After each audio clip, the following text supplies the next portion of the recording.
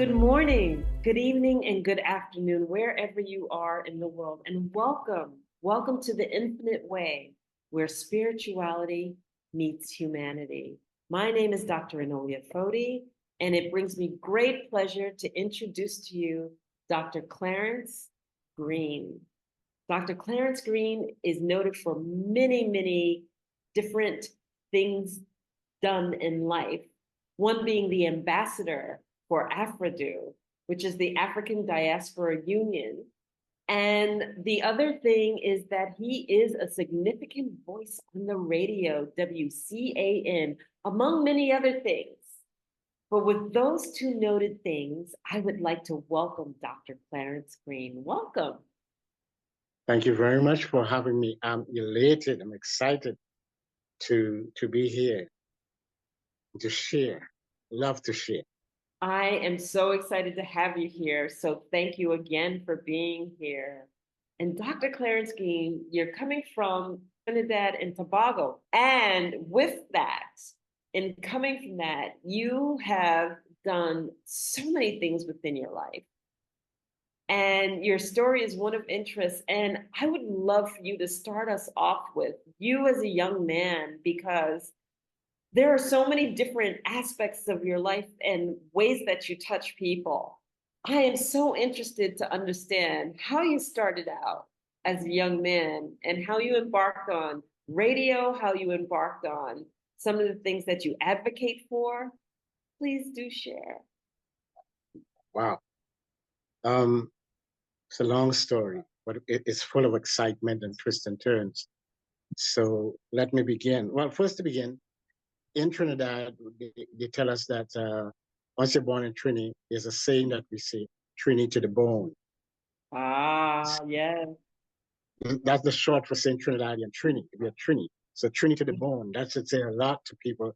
I'm all Trini. No matter where I go in the world, I'm a Trinidadian to my bone. It runs through my blood, full of spirit, But West Indian, yeah, that West Indian, sometimes serious, very friendly. Sometimes it could be a little over friendly for people, but we love people, and we have carnival, and we have a mix of culture in the country that is just amazing to see so many different cultures blend into one country without all the fuss about who is Black and who is Indian and all that. It's an amazing place to be. Has its difficulties and its challenges, but it's wonderful to be a Trinidadian and to live here. It's a small island of just 1.5 million people, and our main thing of our economy is oil. So we are rich in oil. That doesn't mean to say all of us are rich, but Yeah. the country is a very stable country. Our governments are very stable, and and we have a lot of things like tourism and all that adds to the flavor of the Trini. Favorite food is a roti, which is the Indian side of what Yes. in the roti, and on the Black side you have pilau and kalaloo and dumplings and all that kind of stuff. So that's basically what it is. Now let me get into me a little bit. Very interestingly that you started off with the radio, and I have a story to share with you. When I was growing up, there was an old radio station back in the day. Wasn't as big and brand as radio now. I used to call them Radio Fusion. And it was a little box in the wall in the house, and people would be talking. You would just, have a knob, just like a regular radio, but it had a different shape for the wall, kind of triangular and finish. Like you remember that color green. And they would be talking and playing music. And as a little boy, I was always very inquisitive. I had this strangest imagination. And I used to ask my mom, aren't those people tired talking? She's like, what you talking about? They're always talking, Mom. You put on the radio in the morning, they're talking in the night, they're talking. And I used to think as little people. Mm-hmm. I know little bitty people, like, dollies or something like that. And I would tell Mom, they're probably hungry. We need to feed them. And she would laugh at me because, like, son, no, it is not real people in there. But I said, Mom, no, it's real people. They're hungry. We need to open the radio and give them some food to eat. And I really wanted to. Now that sparked my interest in radio as a young man, 5, 6, 7 years old. Sparked my interest. That's where the radio thing for me began. I never knew how much of an impact it had on me until years after being in radio. Someone said to me, when I told them the same story, they said, "Oh, that what triggered that stuff in you since you were small. The interest in radio has always been there because of those people in the radio." And that's how my journey in radio began a long time ago. I was always a communicator. Out of all my mother kids, we had 5 of us, Uh-huh. two girls and 3 boys. But from a tender age, I was always somebody that communicates, talk, talk, talk, talk, talk, talk, talk. I wasn't like that in the beginning because I used to keep everything inside, my pain, my hurt, and everything else. And one day my mother said, "I'm taking to a psychologist." And she took me, and the psychologist said, "Why are you not talking?" And I told him. And he said, "No, if you can't talk it, write it, but find a way to express it." And I started to write it, and then I started to talk it. And then my mother said, "Lord child, you over talking now." Because I started to talk, and she's like, "You talk too much now." So that developed me into being able to express myself as a young man and be very vocal about things. And that has been me from since that time to now. That transpired into when I got older, in church and stuff like that, activities in church as a young man, in different departments of the church. They would give us opportunity to lead out in different areas and to do things. And because of that exposure to people and a crowd, you know, reciting a Bible verse or something like that. And my mother had a famous thing she used to say, um, "Make your mother nose swell." I'm like, "What you talking about, mom?" In other words, make me proud. Because you Yeah. have to go and recite the Bible text and whatever it is by heart. And she would be looking at you like, "Don't make a mistake. Don't make a mistake." You could see it in her eye. And that early training, if you want to call it training, and exposure is what exposed me to doing things publicly. I didn't realize what was happening, but it was exposing Ah, and training me for leadership and being able to express myself to people. So when I became a grown man, growing and going in front of an audience was easy for me because it's something I had practiced as a child, uh-huh. nervously so. But eventually, now that I'm older and doing all this stuff, other stuff, crowds excite me. I don't get intimidated with a crowd. I get excited when I see it. It's the energy level of being able to talk to people. It's I think I was well prepared for it. That's So that beautiful. I love that story. And then you also have this special place in your heart because you don't meet too many men who are advocates for women right off the oh, bat. And that is the oh, one thing that I noted about you right away is that okay. you are an advocate for women. Well, growing up, unfortunately, within my family, my mother is a wonderful woman, very quiet.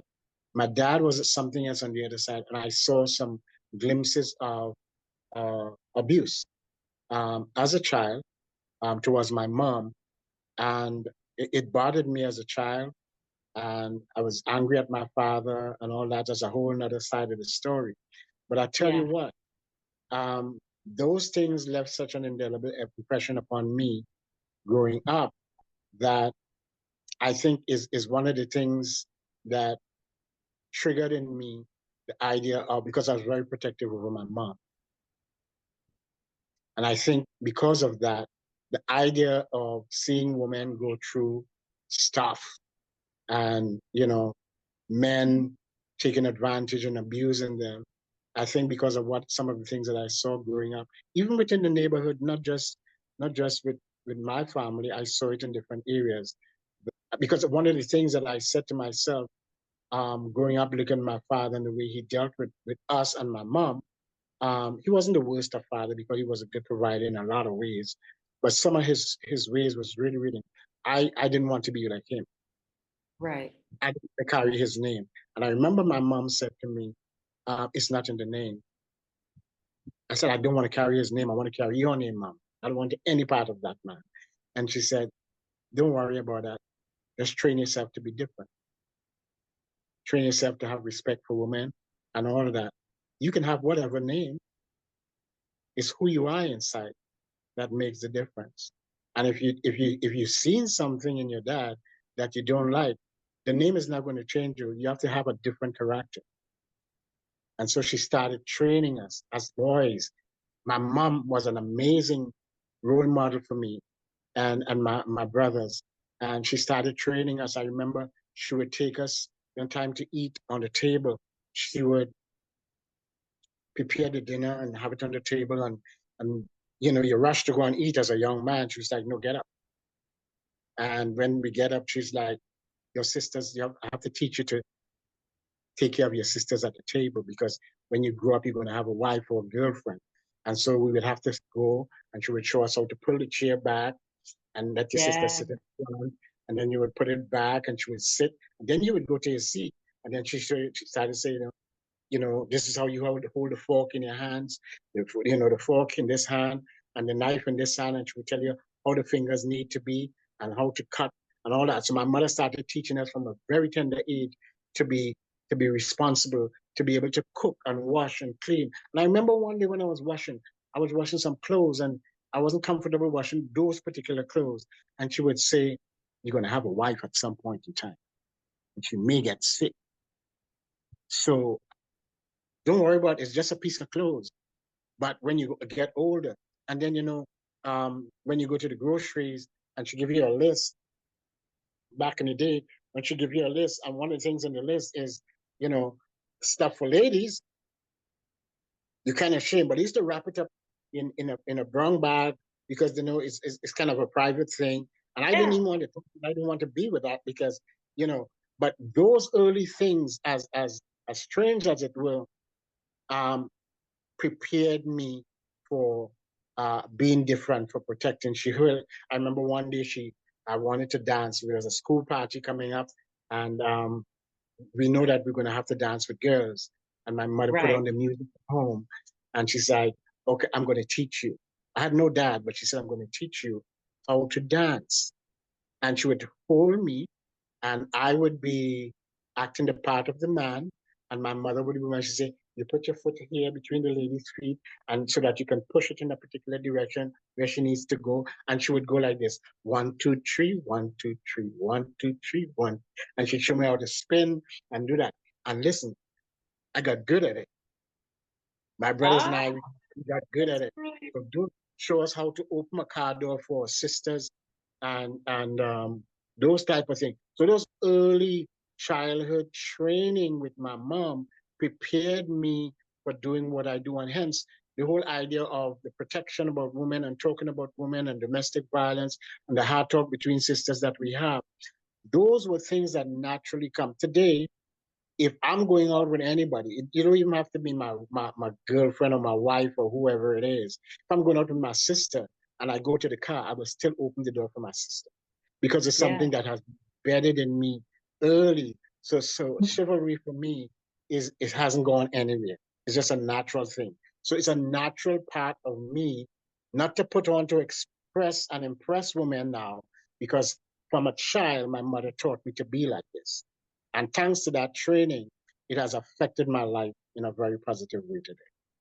Yes, I would say it absolutely has because from the moment that I met you, the graciousness and everything is just phenomenal. And you see me grinning from ear to ear because I have two boys and they're 27 and 30 now. And I remember those moments when we were dancing together and I was teaching them to dance and I was teaching them how to wash clothes and everything else. And I'm just smiling from ear to ear. Your mother was phenomenal. Phenomenal, phenomenal. I used to tell people she's my champion. She's 91 actually now. Wow. God bless her. Yeah, She did a amazing, great amazing. job. Yeah, amazing person. So those things contributed to who I am today, and it exploded way beyond anything I ever dreamt. Exploded because even when I started the radio station, I Uh-huh. was living I was living in the United States, and I started a radio station. How But old were back you? in, I was how old I was? I was about, I'd say, in my 40s, Okay. Okay. because I didn't do, even though radio was part of me inside, I never did it. I came Hmm. out of court many years, a divorce court, and when I walked in with the spouse I was getting divorced from. Now, to me, it wasn't a big thing, even though I was angry with her for what she did and all that. So I walk in the court, and I looking for the first seat that is closest to me to sit. So I Hmm. sat, and so happened she sat next to me. I didn't realize that the court was split. The men was on the right side, and the woman they were getting divorced from was the left. I was the only man on the left sitting with all the women. I didn't notice any of that. So we went through all the areas of, everybody went up with their case and all that. And I was finished with mine. We got the divorce. And when I was walking out of the court, she walked out of the court with me. We divorced, but she's walking on my side out of the court. And somebody ran up to me outside the door and said, "How can you do this?" I said, "What you talking about?" He said, and he made me aware of what I just told you. I was on the wrong side or the side with a woman. And I said, "Well, I didn't notice. I just grabbed the seat." And he said, "I can't even understand why would you do that." I said, "So how did you notice all that? You here for a divorce? Why are you all up into my business?" He said, "I'm a journalist. I'm trained to observe stuff like that." And I couldn't help but notice. And I felt I have to talk to you. And he said to me, um, "Aren't you upset?" I said, "I'm upset. I'm devastated that my family life is normal." I said, "But I have a child with this woman. And no matter what I do, I can't send her back. For the rest of my life, I have to find a way to develop a new type of relationship with this woman for my child's sake. I will always be in communication with her, whether I like it or not, because she's the mother of my child. That I can't get rid of." And he asked me, "Would you like to come on the radio and say that?" I said, "Are you kidding me? No way I'm going to come on the court and tell you my business like this. This is public. Like, here's my card. If you ever wanted to do it, come and visit me." And Wow. months later, I walked into his office. And when I walked into his office, he said to me, I said, "I'm ready." And out of that, that's where the true radio station personality came on, because for the first time I was on really live radio, big radio, not the little thing on the box on the wall. And we Yeah. had an amazing show. People were calling in the show because they couldn't understand my perspective, because my perspective was supposed to be angry and upset with with her and all that kind of stuff. But even up today, she lives a block away from me, and we talk like if we are friends. And I've never found it in my heart, even though what happened hurt me really, really bad. But I've never disrespected. I've never Right. insulted. You Right. know, people still look at me and say, You guys sure you don't want to get married?" And we look at each other and say, "Nah." No. But You we are. know, it's I have to make a comment on this one because we are taught that when we have breakups, that we have to belittle, demean, and step on the other person and hurt the other person because we're feeling the pain. And so there has to be some kind of blame placed. And that's not necessarily the case. And, being divorced myself and my ex-husband and I, we broke up kindly. We broke up very, very kindly, speaking, not one bad word passed between us. And people were like, "I don't believe it." And it's just like, yes. And we dealt with getting together for the kids 3 years after that, even though we were divorced, because if that's what they needed, we dealt with that until they could handle it as young adults.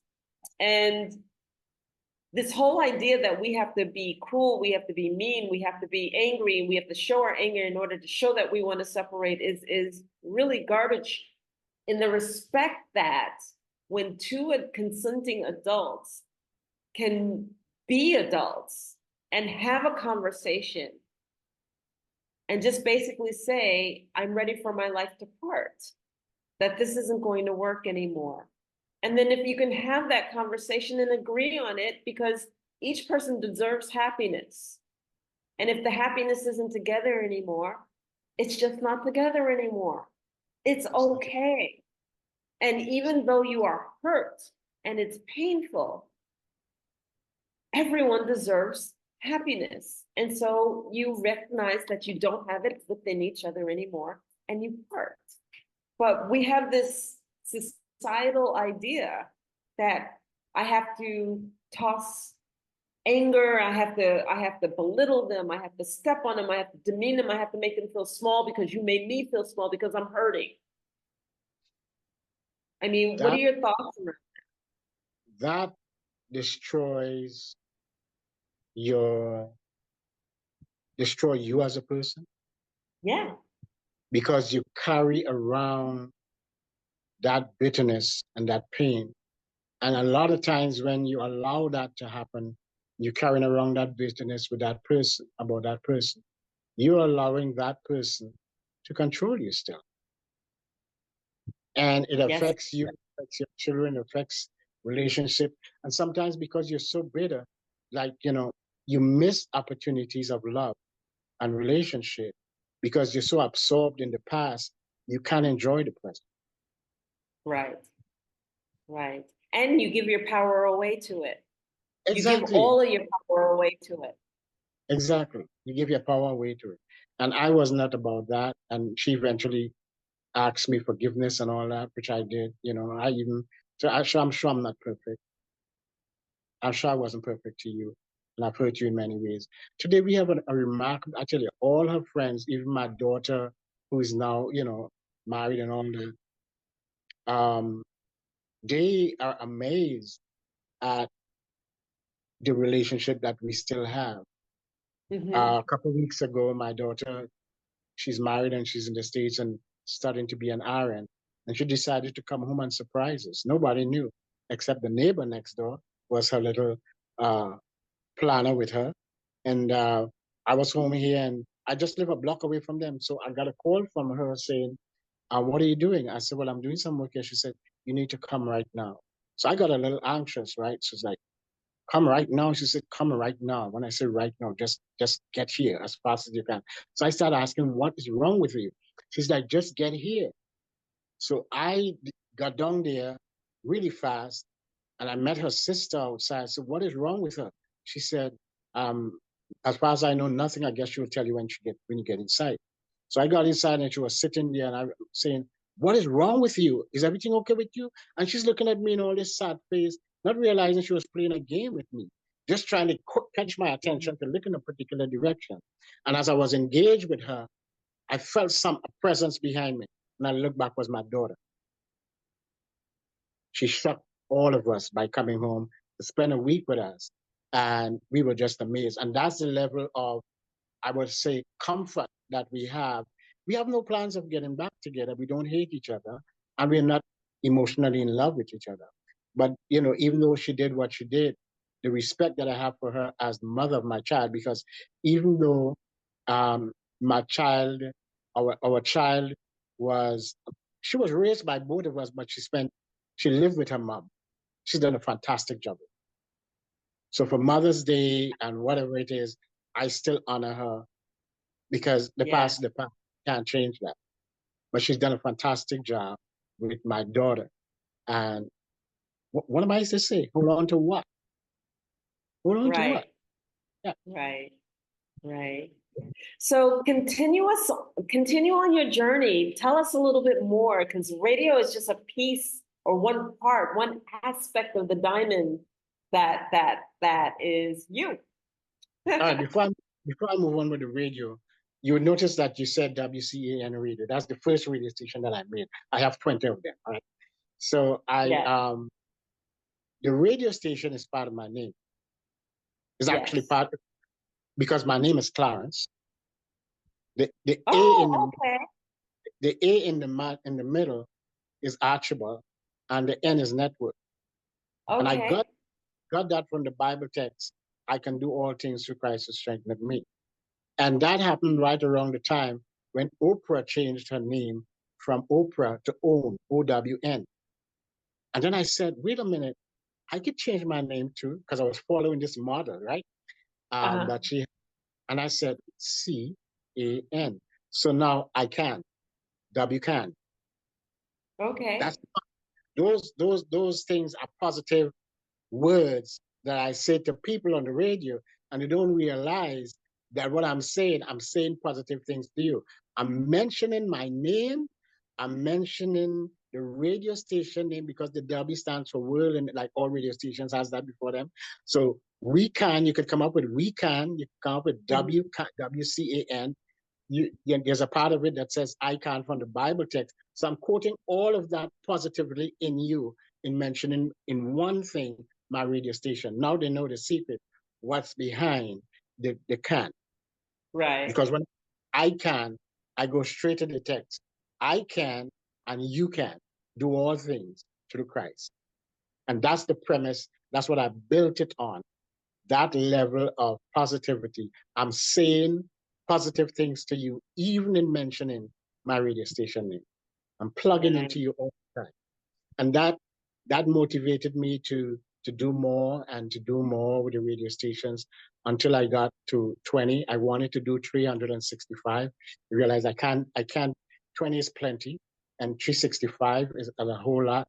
365, one per day, one radio station that represents a day of each year. And each station would carry the language of the people that I place the station in. So if you're in Germany, all you would hear on the station is same program and they will do, but in German. And that was some of the things that I wanted to do with the station. But 20 is plenty. Is a lot of responsibility. And from the radio station, I started getting this is going into the other area. The radio station is what allowed me to begin to speak on the world scene.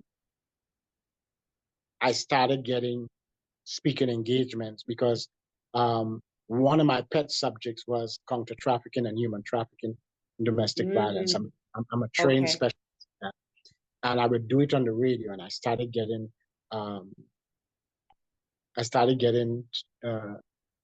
invitations in the United States to visit churches and stuff like that, and different organizations, and teach them. And I've traveled to some countries in the UK. I've been trained in the American system. I've been trained with national security here in Trinidad and Tobago, well respected. I've been endorsed by government ministers and my church. I've gotten honorary doctorates and PhDs because of the extensive work that I've done in that area. So God has just blessed. I tell God, in a sense, everything that I wanted in life, I got. And there's some things I never catered for. I've never catered for some things in life and some titles and some people that I've met, like the King of Hawaii and some of, these big people, to be able to walk in a room and hear these distinguished, important people talk about you. I'm like, what are you talking to? This little guy who grew up in a regular area in Trinidad and never, run around, doing stuff and playing and all that kind of stuff. And I'm like, I can't believe what God has done. God has allowed me so much privileges to have ambassador around, in the front of my name and doctor, and be in charge of the entire Caribbean, heavy responsibilities with other people and other leaders. And, we're doing so much work within the diaspora and all of that. Never dreamed of it, never asked for it. Yes. Yes. And your work is phenomenal. I mean, I've had the honor to meet you only, what was it, about a month ago, right? I believe. And it's been a whirlwind. It has been a whirlwind. And it's been phenomenal. I've been a guest on your radio a couple of times. Actually, yeah, 2 times, 3 times. 3 times. 3 times. And you're heading for the 4th. Yeah, and counting. All right, I'm not even hesitating to say I wouldn't come back because I'd be right there and Right. counting. And I met you through Leaders of All Nations Hmm. International, That's and right. the work that you're doing with Afrodo is phenomenal. Hmm. In Thank you. terms of the Nigeria conference, do you want to talk a little bit about that? Yeah, before I get into the Nigerian conference, let me just back up a little bit and share a little more about Heart Talk Between Sisters. Because Okay. you asked it and you asked about the protection of women and all of that. Heart Talk Yes, I Between Sisters did. began 2 years ago. Actually, the idea of it happened about 5 or 8 years ago, and I kept it quiet because Okay. we're talking sisters talk. I'm a man, Right. but um, it was born in my head, and I came up with HTBS, Heart Talk Between Sisters. And I've been always looking for a woman to lead out in that regard, but I never got it. So 2 years ago, I decided, you know what, I can't wait anymore. So what I did, I went ahead and started doing it myself, and then started inviting. It actually started on International Women's Day last year, and it was Okay. fun. I had some of the most amazing women that just jumped in on the program and have conversations with women. One of the main area was your story. You share your story, your struggles, your pain, your pursuit of happiness in every area. And you share that with women who could align with it in their personal life somehow. It may not be the same story, but they have an aspect of that story in their own relationships, in their pursuit for a job and all that kind of stuff. So that at the end of the day, your story becomes our story. Right. And it Right. helps and motivate people to do better. 1 year later, we went on ahead and we didn't just do the segment, we decided to have a radio station that is called Heart Talk Between Sisters. So on the anniversary, 1 year later of International Women's Day, we launched Heart Talk Between Sisters radio station. And it's probably one of the few radio stations, if you ever heard about any. I heard about one that will, the whole idea is to have women only that runs the station. Everything about women, every idea. And you know, you guys have so many areas to talk about, whether it's health or relationships or finances or your children or the husband who is doing all that kind of crap, Right. domestic violence and all that.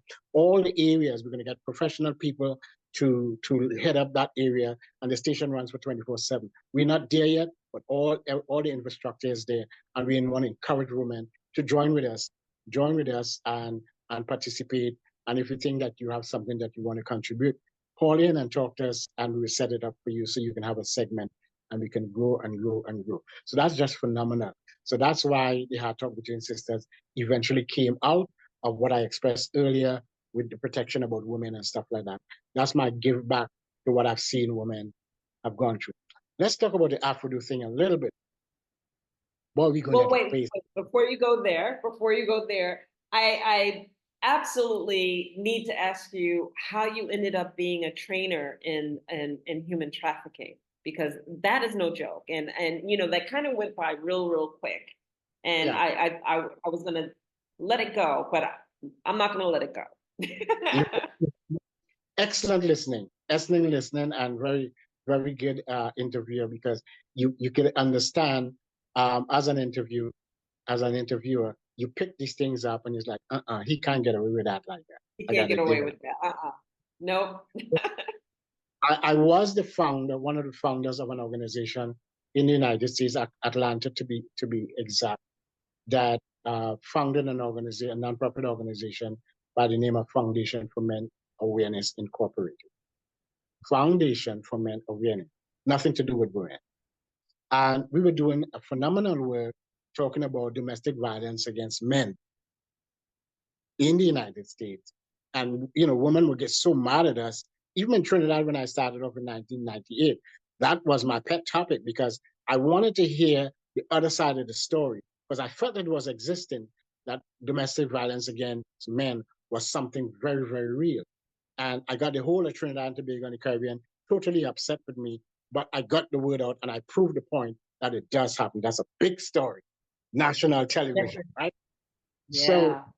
invited to this program in Atlanta, downtown, and I just went.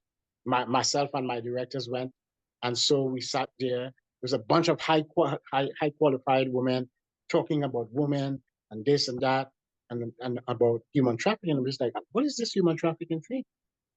So I sat there and I listening, I'm listening, and I'm only hearing about women. But they kind of said that in some regards, there are young men who get involved in it. But what they do with the young men, instead of finding a place, back in the day when they started doing this thing, they would incarcerate them if they find them in prostitution on the street, not understanding the dynamics that they were being used by a pimp. So I got up with my brave self again, accustomed to crowds, as I told you, and I asked Uh-huh. him, and I asked the impertinent question, and all the women, it was a big crowd. The front desk got up and looked at me, and everybody looked back at me. Did he have the nerve to say this here? So I said, what about the young men? I'm here, you're all only talking about women. I can understand. What about the young men? Are there young men that you're finding? Because remember, my organization was about male, right? Right. And they looked at me with like, we're not here to talk about that. But I said, no, I need to get that answer because I run an organization and I got an opportunity to tell them about my organization. And Right. they answered the question. And at the end of the program, they called me, bunch of attorneys and judges. I mean, really high profile people. And they said to me, we want you to be part of this. I said, part of what? They said, this whole thing about human trafficking. And I said, tell me more about it. And that's where they started to take me. The woman that started to take me and inform me and train me is from the government Rescue and Restore, an organization in the United States.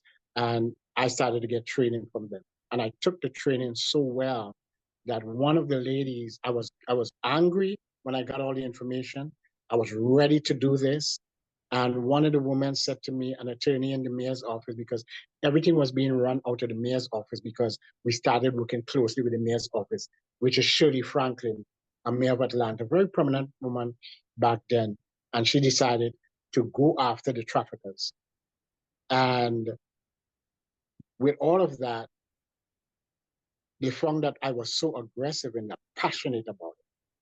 One attorney said to me, you need to stop. I said, why?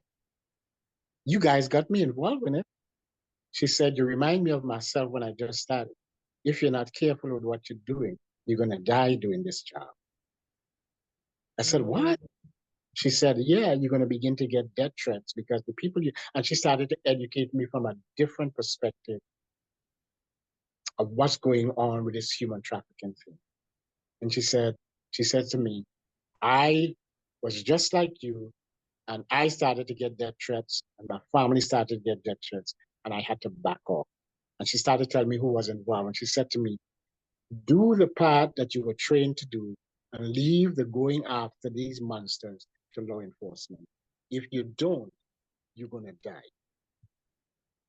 This is bread and butter to these people that we call John Does, but they are highly successful people in a lot of ways.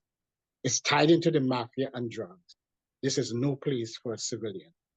If you see something, they say something, say it to the police.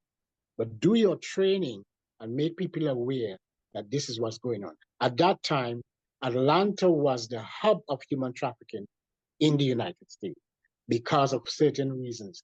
Atlanta, because of Delta, the airline Delta, and the location of Atlanta, it was easy to do trafficking and get people from one place to the next, even all over the world, because Atlanta had Delta, and Delta travels all over the world. They fly all over the world. And it was a very strategic place. It's a transitional place for travelers to travel all over the world. And so Atlanta was a hub. At that time when I started, Atlanta was losing 100 and something women per month, Oh, disappearing, and nobody understood what was happening. and nobody understood. Nobody understood because it was new. All they knew is that 100 and something women would be missing every month. And when they started to do the research, they found out about this human trafficking thing. Today, it has gotten worse. And now we have per year in the United States, over 120,000 women and sometimes boys are placed in trafficking in the United States alone. It's a multi-billion-dollar industry worldwide, run by the mafia and all that. And it's a $150 billion industry. You know, and this one's near and dear to my heart too, because when I met my grandmother elder out of northern Canada, she's Ojibwe, and the grandmothers, the elders there, were basically protesting and trying to bring attention to the fact that Native women were disappearing at phenomenal rates also, and that nobody was even acknowledging that they were disappearing. Artists did the Red Dress Project, and they started hanging red dresses up for all of the missing Native women, you know, that weren't spoken for, so that you could recognize that, you know, here's where a person would be in terms of this dress, because so people would ask, well, why is a dress hanging out of the tree? And it's just like, yeah, well, human trafficking, you know, so. And I can share a little more with you. Here's some stats I'm going to give you, some frightening stats. When I started doing this business, this training, it was like 20 people every 40 seconds. Somebody in some part of the world would be, you want to call it, taken or placed into human trafficking every 40 seconds. When I started this many years ago, so every 40 seconds, someone will be disappearing. Today is gone down, the numbers have dropped, and we probably somewhere between 15 seconds and 20 seconds, somebody goes missing. Another stat for that is every 276 person, 1 out of 276 person is what we call an at-risk person. In other words, that person is likely to be trafficked. That's the type of numbers we're talking about. It's a horrible situation, and that's why it's an old crime that you find in history, that you find in the Bible. It's rich in the Bible with human trafficking. I can name a few. Joseph was trafficked. The children of Israel was placed in slavery for 420 years. So slavery is nothing new, and that's why we call it modern day slavery. Because it's the same behavior and has the same characteristics as old slavery, but they've modernized it, but it has the same ugly, heinous behavior and crime and criminality involved with it. Right. So that's we're gonna come back to this. We're gonna do a podcast dedicated to this, if you would indulge it, because this is really, really important information. And I have a plethora of questions. And if I start now, then this is going to be 2 hours long, because I have a lot of questions. But I'm going to go back. I figured we would have to do more than one. Yes. Thank you for sharing that information with us. And another hot topic. We have about 15 minutes left, but I still want to go there. I do want you to share a little bit about Afrodu. Okay. Afrodu was or is an organization, a civil society organization. Some people say civil society, some people say it's nonprofit. Same thing.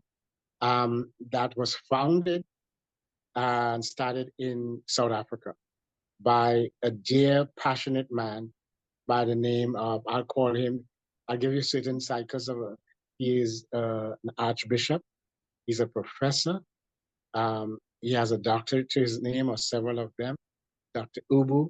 He's born in Nigeria, he was born in Nigeria, and he migrated to South Africa. And so his passion is talking about and dealing with the whole idea of the slave trade and African history that has been misconstrued and the story has been told with, with, without saying the whole truth. And so depending on Mhm. who's telling the story, his story could be a bunch of lies. And that's what happened, or a mixture of lies and truth. And so one of the things he's passionate about is about telling the whole truth about the history of the African slave and going down that road. But more than that, um, it was founded on the premise as well that you would hear this word that is loosely carried out, diaspora. Diaspora is simply a term used for anyone that is of African descent. In other words, I can say black, I can say Mhm. Negro, because it's called in different places. I'm just trying to identify with people so they could understand what I'm saying. But anybody that is of African descent, like myself or you, that is living outside of the continent of Africa, they call them Right. diaspora. And another thing for Right. that is ties in with another term you will hear, the sixth region. The sixth region is really all the African diaspora people, black people that live outside of the continent of Africa. They term it the sixth region. So whether you live in the United States or Trinidad and Tobago or anywhere that there's black people, it's the same thing. The sixth region or diaspora. That's the term they give for it. So you will notice that Right. the word is Africa Diaspora Union. Okay. Now, there are many Okay. Africa Diaspora Union organizations around the world. Ours is unique. It's different because our approach is different. Not only that we teach the history, we're actually doing something about it. Because one of the things you have to understand is that in the transatlantic slave trade, is that people were sold into slavery against their will, beaten up, killed, and you know the whole ugly truth about that from Africa with the help of some African leaders. Right. I'll pause there a little bit. That was never told in the history books at school, and Well, it was I'm sitting here in Angola, so with Queen Reina Ginga and the whole civil war and how tribe was fighting tribe, mhm, and then some tribes were paid to go get slaves. And so exactly. they would fight with each other, and then they would take captives, and then they would sell them into slavery, And they would, and I've been to the ports yeah, where they actually left from. So yeah, I'm with you. right. So what has happened is that we are descendants of those people that died away from their country. Now, as a descendant, let's use myself as the example. I was born in Trinidad, Hmm. and growing up, I never considered myself an African. I'm a Trinidadian. Some people Hmm. will say I'm an African American. Some people will say I'm a Grenadian or I'm Jamaican. But the truth about it is, where we came from, where we originally came from, is the continent of Africa. We were Right. born here because our forefathers and our were living here, and even during the slave trade and all that, children were born.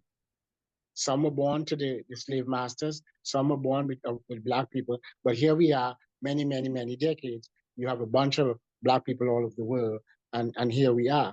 So what is going on is that there's a cry within the continent of Africa and a cry in some parts of Africa that people want to return or want to know their roots. They Right. want to go to Africa and just, even if you don't want the citizenship or you don't want to live there, you want to go back to Africa and put your feet on the ground. This is what you call home. And I understand Hmm. from different quarters that people like yourself who live there, there's something spiritual that happens. I Yes. want to experience that. There's something that happens when a black man or a black woman set foot on any soil in Africa. Something happens. There's something that they say Yeah. that you become whole. Yep. And so one of the things with the Africa Diaspora Union is that we want to give people that experience to come home or to go home and experience that with the possibility of citizenship. Because remember, that's like taking my birthright. I'm in a foreign land that I call home, which is Trinidad. But it's like no man's land because I should have been, my heritage should have been African. I should have had land and businesses, and my family should have been there. But that doesn't exist. So the whole idea, as we said last week about repatriations and reparations. Reparations is the whole aspect of the colonial masters' descendants need to pay us physical money. But it goes further than that with Africa. We're talking about not just reparations, we're talking about repatriation, which means come home. Come home. That's right. Rebuild relationships. Find yourself. Live among people who looks like you and talks like you, and be at one. Be at peace. Even if you're not, because the truth about it is most of us are afraid to go because we've heard so much negativity. And then when you go, I hear all those things were lies because it's so peaceful. So we want to give people that experience to come home. Get the money. The money is going to come at some point in time, but come home and be one and be at peace with your people and to walk among people who look like you and talk like you and resemble you. And that is what Afro is about.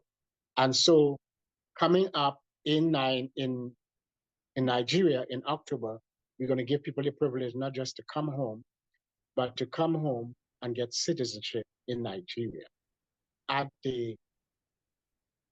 me see how I can put it. The president of Nigeria is going to give this as a gift. So what is going to happen in Nigeria is much bigger than what happened in Ghana many years ago. Right. It's historic and it's bigger. So now you go to Nigeria, you make your